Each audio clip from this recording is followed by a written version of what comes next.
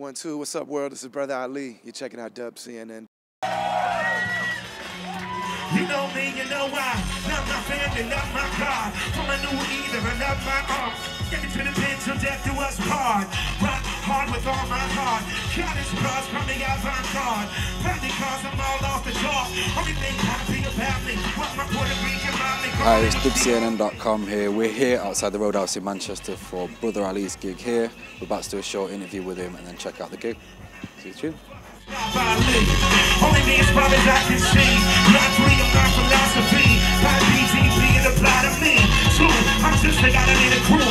So you're here on your European tour, and it's this dingy little back street in Manchester, England. So you don't believe with these people teaching me. We're promoting a new album, and just really wanted to get back. We did a Rhymesayers Europe tour, and I did the UK as well a few months ago, and so we were anxious to get back. You know, I feel like we haven't been as present over here as we need to be. We've always wanted to be, you know, more present. And so when we did that tour, that was kind of our way of making a commitment. Always loved it in the UK. Yeah, people are very, you know, excited and energetic and just all the right things that you want in a crowd. Put a hand in the air, you feel good in the night. Turn the party out, you know just what I'm all about. Crew go down without a doubt. Manchester, he got hotter out. You mentioned Rhymesayers a minute ago. What is it like being on Rhymesayers for people who may not know too much about and what makes, because you're an independent label but with a lot of top artists on there as well, so I mean what makes Rhymesayers a little bit different than your average record label? Well, it's really unique because it started out as a friendship and a crew, and it really united people from a lot of different aspects of hip-hop culture.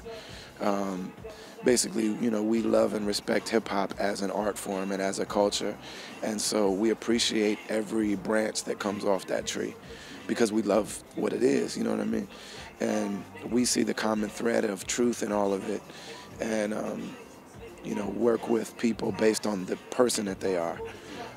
Obviously, they got to make, you know, good art too, but based on the human being that they are and their integrity and their personality and their character and all that stuff.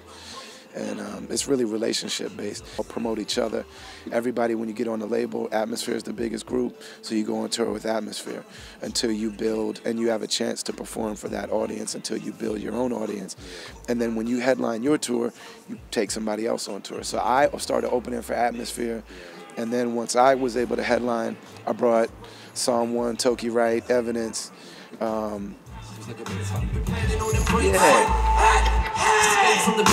Words held prisoner encased in his head. Stationary eagle size bound from a place where parts that you freeze in a cage and your hands up. Guess I gotta let it all out. Break another little wall down. Let the music give me call out. You don't part of all that holding me down. I gotta learn how to fall. Now, we've gone over this before, but when you I know you've done a couple of releases recently. You had like an EP release around Valentine's Day. Yeah. And there's a couple of other things that you've had going on. So tell us about the new album. Well, the new album is called Mourning in America and Dreaming in Color. Okay. Mourn, like to mourn, you know.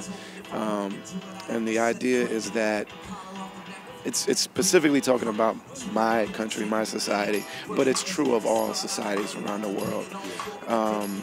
Two truths. The first is that in our lifetime, I believe that we are in some of the most dire circumstances that we've ever seen. And I think that, you know, I think it's evident around the world that there's a lot of human suffering, a lot of despair, a lot of poverty, a lot of sorrow, a lot of misery and grief and death and hunger, and a lot of people not living to the complete dignified standard that human beings are qualified for. And this is being done intentionally by the people at the very top, the very few elite people at the top. And you know, we're being, you know, divided in every way possible, and you know, we've always been really thoroughly trained to see each other as the enemies. And what's happened recently in the last year or so is that it's gotten so bad that people who used to see themselves as different now are together in that pain and in that struggle. I think those barriers that used to feel effective to privileged people, to people that have this sense of entitlement, those kind of barriers and that old kind of strata isn't serving people the way it used to. because we're all hungry together, we're all starving together, we're all angry together. And I think that that is creating the dreaming in color part of my album.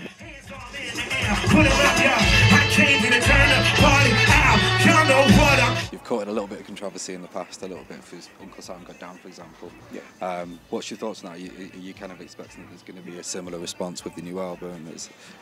I didn't think too much about it when I did that song, and I'm not thinking about it too much now, because it just is what it is. Like, I'm an MC because of Chuck D, and because of KRS-One, and because of Ice Cube, and because of people who made bold statements. That's what took me from just being a b-boy that thought hip-hop was fun to dedicating my life to rhyming. Ways we to generate scratch. School is underfunded. Teachers overwork when it comes to textbooks. Gotta set up a scrap. Set them on trap. Wall press to get back. And we everything and anything except to react. Reality is that human beings have a deep innate sense that we're supposed to live with a certain level of dignity.